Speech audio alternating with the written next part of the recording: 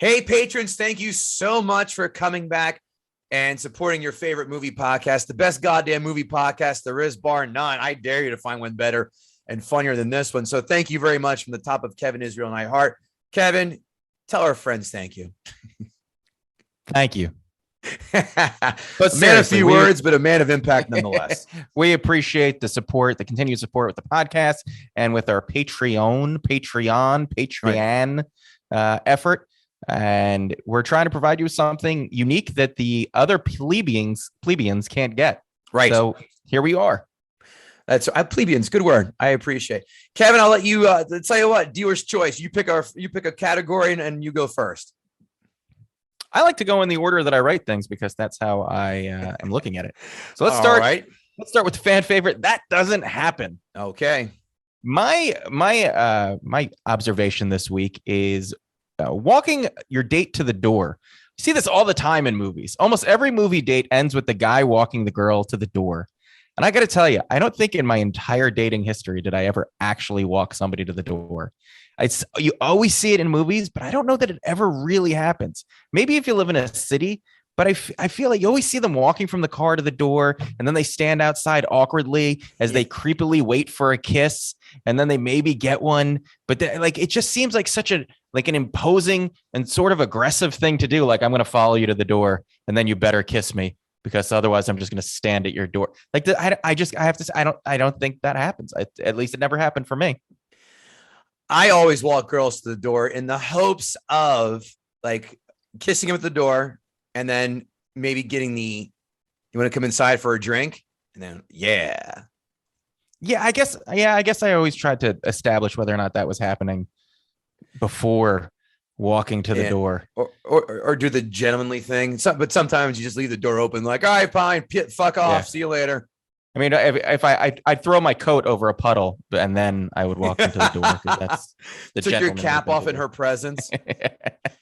That doesn't happen. I'm really sick and tired of seeing gunfights on planes because we know goddamn good and well what happens. One of those bullets pierce that glass, we're all going down. So if it's a terrorist organization taking over a plane, the last thing you want to do is destroy your only fucking bargaining chip, and that is those are the hostages. So when they have gunfights on planes, it's pointless. Listen, 9/11 didn't have fucking gunfights. They all had box cutters. You know why? Because they didn't want to fucking bring the plane down too goddamn soon, because that's what would happen, and missed all their targets. So gunfights on planes, nah, that doesn't happen. Good one. Thank you. All right, let's I'm gonna mix it up. Movies that we've seen. There's nothing more annoying and loathsome to me than ever admitting that Ray Stacanis is right. But on the plane back from my bachelor party, I have to admit he's right about a film that we both love. And that's Blade, 1998. The film, the opening scene is fucking amazing. The music, the fight scene, what a way to start out. Good origin story. Deacon Frost, good villain. First half of this film slaps, or so the kids say these days. But Stacanis said, hey, this film doesn't hold up near as well as you thought.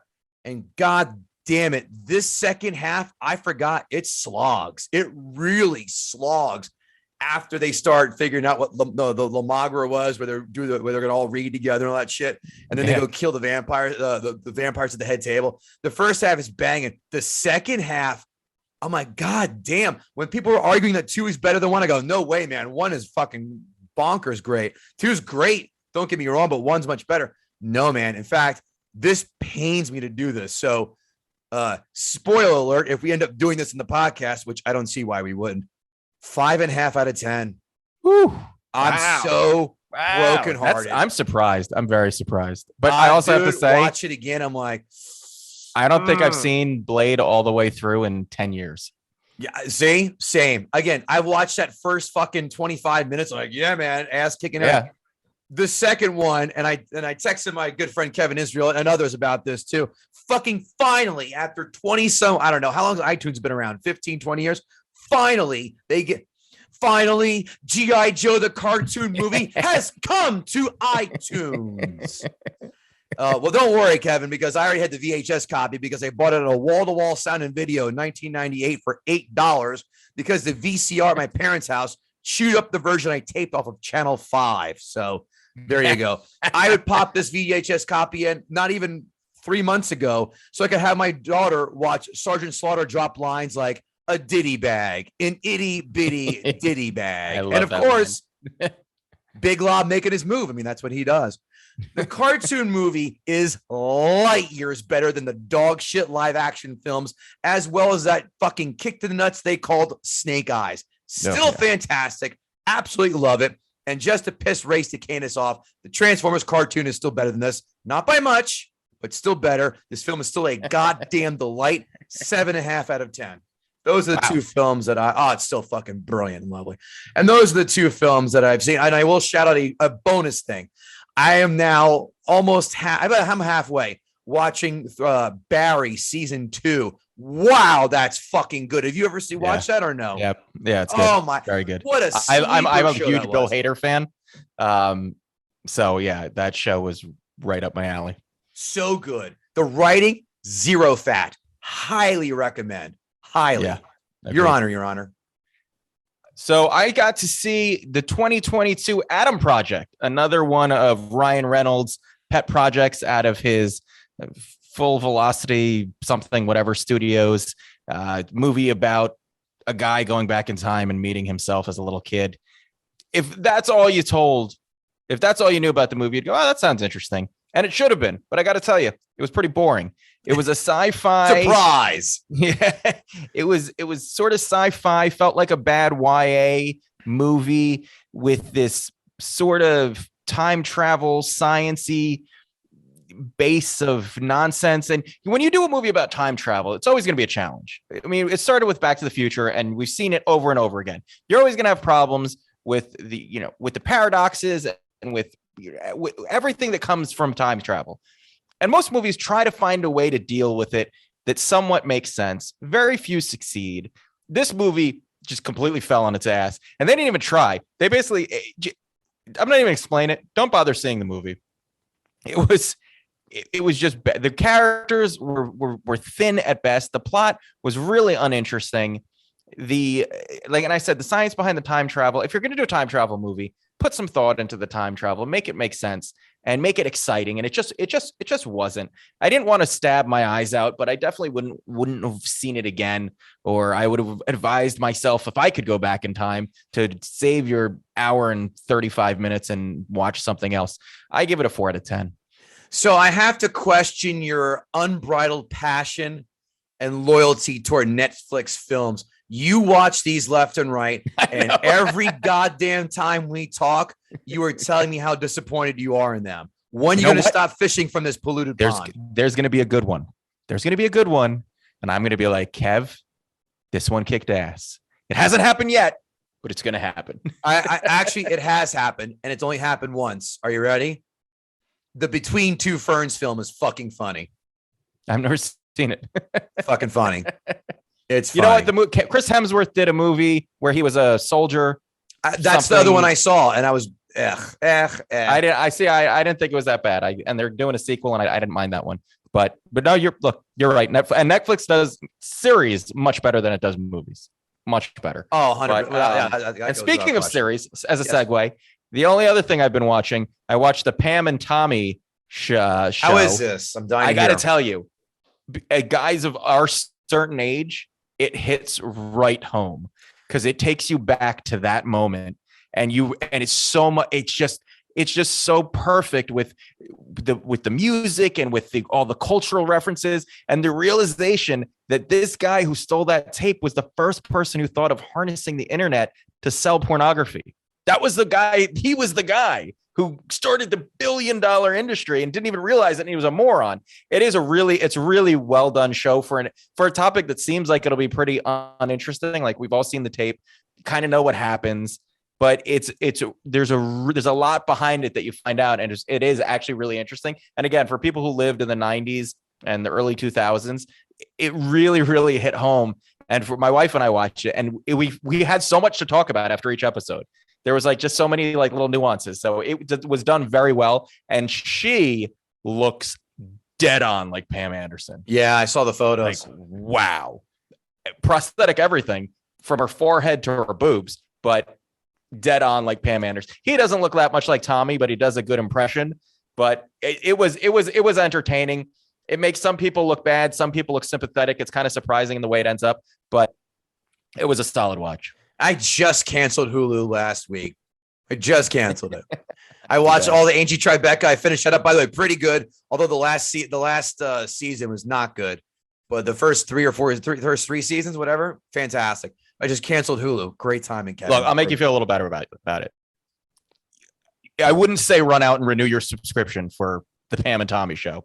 It wasn't that good. Okay. But being that we have it and it was we were able to watch it, we enjoyed it. Okay. Give me a number. 7 out of 10. All right. Pretty good. All right. 2 more categories left. You pick one. I'll go with quotes. This is a Yeah. favorite of mine, and I'm surprised it took me this long to get this because this is actually something I do say regularly. I too know what it feels like to be thirsty. That's from White Men Can't Jump, the 1992 comedy, I guess. I love this quote.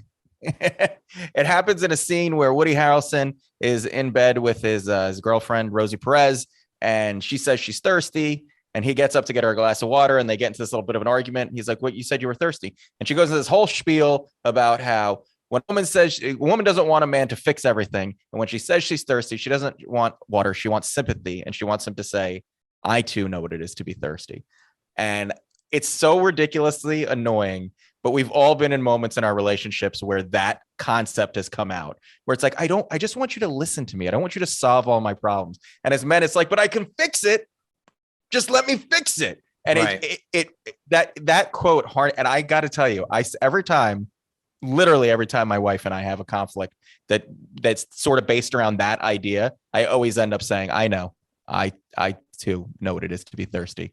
And she knows, I mean, she's seen the movie too, and it always makes her laugh and breaks the tension. So try it sometime. But if your significant other hasn't seen the movie, it's probably not going to go over so well. I don't really like White Men Can't Jump. I think it's very overrated. I have no horse in this race. I just like that quote. The movie is. Yeah. That came out when we were in high school, and everyone ran to the theater to see that and ran to rave how great it was. I didn't see it in the theater. I think I saw it maybe a year or two later on VHS. And I was like, I don't see it. And I watched it again maybe a year ago.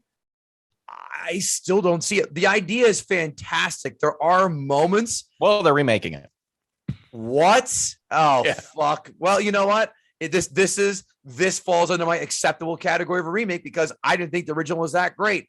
Who are they? I gotta tell you, I think the first half of the movie is, as we said in a lot of other movies, is much better. The whole thing with them playing basketball and figuring each other out and then hustling everybody, that was entertaining. Then when it gets into all the other shit about her trying to be on the game show and all the nonsense, that just wasn't interesting to me. It was fun watching them scam people playing basketball and watching Woody Harrelson play basketball, which seems like complete fiction. But the rest of the movie I could have done without. But it's not a movie I haven't seen it in years. But that quote has always stuck with me. All right. I may be jumping ahead to one of our films that we'll be doing next week, but here you go. I have your car towed back to your house, and all you have is light beer. Back to the Future. I love dropping this when you go to somebody's house and they have a dog shit beer or liquor supply. Hey, you're too old for Natty Ice and Papa vodka, people. Take the $10, pony up for the better tasting shit. Drive an Uber if you have to for that extra cash. But dudes in their 40s should not be drinking the same shit you butt chugged from your college roommate. Amen. I actually have one and a bonus. Movie news. I could dunk on a midget by saying how little of a shit I could give about the Ms. Marvel TV show. Zero, negative, absolute zero fucks given for this. So I'll pass, as you've got the idea. My one story of the week, this is going to send shivers up your fucking butthole. Guess who wants to play a villain in the next Batman movie with Robert Pattinson? One guess. Gonna fucking blow your testes off. I have no idea. I can't. Nicolas Cage. Of course he does. See? And who does he want to play? Wait. Who does he want to play? I hope not the Joker. Egghead. Remember him? No. Unless you're old or our age and watch Vincent Price play Egghead when the Family Channel did 60s Batman reruns. Egghead. Can he play him? He says he can play him in a terrifying fashion. I can totally see him being terrifying, but Egghead? Are you shitting me? Ra's al Ghul, although I like the Liam Neeson interpretation. Mr. Freeze. Shit, we can go down the fucking plenty of rabbit hole of Batman characters, but Egghead, no one has given a fuck about him unless you're an uber comic nerd. And he said, "Oh, it's because he's so smart. He figured out Bruce Wayne's identity." Yeah, so did Ra's al Ghul. So did fucking who is the Asian scientist? Victor what? Is it Victor? Asian scientist, bad guy. He was in Gotham. He's also in the video game. Fuck. A few people figured out who Bruce Wayne is, not just Egghead. Is my point. But Egghead is his choice. I appreciate the deep pool, but not Egghead. That's him trying to be like, look, I know Batman so well. I know an obscure villain. Right. So let me play him. Right. Sorry, Nick. Bane. I would have laughed as hard if it would have said Bane or fucking, oh God. Anywho, what do you have? Well, I'm going to beat a dead horse. So it was the directors of the long languishing He-Man movie have just revealed that the 2024 alleged release of this movie will be showcasing an origin story of the muscle-bound wonder and his green striped cat. And that was the news from Screen Rant. It was going to be an origin story. And here's what I have to say about that. No shit, it's going to be an origin story. Because unless you're our age and really just stuck with this stuff, you probably don't know or remember He-Man's origin story. And to be honest, even in the cartoon, he didn't really have an origin story. You never really got it, I think, later on in the comic books and whatnot, but you just knew that Prince Adam had a sword. He held it up, said by the power of Grayskull, and he turned into He-Man. There was no like, why, who was He-Man? How does this come about? There was none of that. I mean, in the Kevin Smith show that they've done recently, there's a little bit more of a backstory about it. But of course they're going to have to do an origin story. This is really news. But for me, who's been waiting for this movie since Dolph Lundgren tried to do it back in the 80s, horribly. 87. I just want this movie to be made. My concern is that they cast this guy, Kyle Allen, who was most recently in West Side Story. Tall guy. Yeah. Is he going to be nimble on his feet with a sword? But you know what? I saw West Side Story, and I don't even remember him in it. But he's a tall guy, very good looking, very thin. So either, and they only have 2 years to make this movie. So either he is going to do an inordinate amount of steroids and dedicate his life to the gym for the next 12 months, which I still don't even think would do it, or it's going to be CGI or a muscle suit. Either of those sucks. Find a guy. They did it with Jack Reacher. They found a big muscular guy. It worked. How'd that guy play him? Fucking Jack Reacher. He was great. Oh yeah, that's true. Yeah, put a wig on him. Stop with the skinny. I get it. I know that's what Gen X likes and Gen Z. No. Gen X does not like that. We're Gen X, Gen Z, and millennials. I know that's what they're into. You have a story about a big muscular, super bound, whatever. Make him look like that. But I don't know that this kid's going to pull it off. But I'm still watching with interest. And of course, it's going to be an origin story. Because they haven't got it right. They have to keep going back to the fucking well. What's next? He-Man starring Timothy Chalamet? Fuck out of here. You know what? That's actually who I pictured when they said this guy. This guy's a little more substantial than Chalamet, but not much. I mean, Adam Driver would be a better fucking He-Man. No, he's still not big enough. If you were to pull some out of, right now, the only people body type wise that would fit these fucking requisites, the Jack Reacher character, The Rock, and Jason Momoa. Those are the three I can only think of right now. Yeah. You really need somebody big and imposing for this part. That was the whole thing. So look, I'm fascinated to see how they end up doing it and how it's received 40 years later. We'll just have to wait and see. But I wouldn't be was the Netflix one that well embraced? I don't think so. Yeah. I mean, it was okay. I hated it. But I was not a fan. I have a feeling this one's going to end up on the cutting room floor, and we're never going to see it. It's stuck in development hell, or it doesn't get past green lighting. Bonus trailer talk I have for you. Sonic the Hedgehog 2 is coming out. I was never big on the Sega games. I only had, because we were a Nintendo house, Super Nintendo, regular Nintendo, blah, blah, blah. I didn't see the first Sonic the Hedgehog. I saw the trailer for this one. This one is not making my balls tingle as well. This will be another pass for the goatee household. I don't know about you, but that's where I stand on that. I just saw a trailer that they're doing a TV series for the Time Traveler's Wife, which they already did a movie about. Didn't it suck? With Eric Bana. I don't remember ever watching the entire movie whole way through. I thought it was an interesting concept. A guy who can't help himself from popping in and out at different times, and he falls in love with this girl, and she keeps encountering him at different times in his life. It's an interesting concept. The movie, I think, was done it was very slow and boring-ish. My wife didn't like it, but my wife read the book and she said the book was really good. The series is supposed to be based off the book, so it'll be interesting to see if they can put together a better story than the movie did. But I think it's an interesting concept. We'll just have to see how the movie goes. Sounds good. Well, that does it for this week's special Patreon talk. We hope you're loving it. Tell a friend. We hope to see you at the live show if you're local, and that is March 26th at the Kerasotes Theater, 5:30 p.m. start time. That had to change. Don't ask. We'll see you there. Eventbrite.com, Gutting the Sacred Cow. We'll see you. And again, thank you for hanging out with us and being patrons. You guys are awesome. And thanks for being fans of the podcast. We'll catch you later.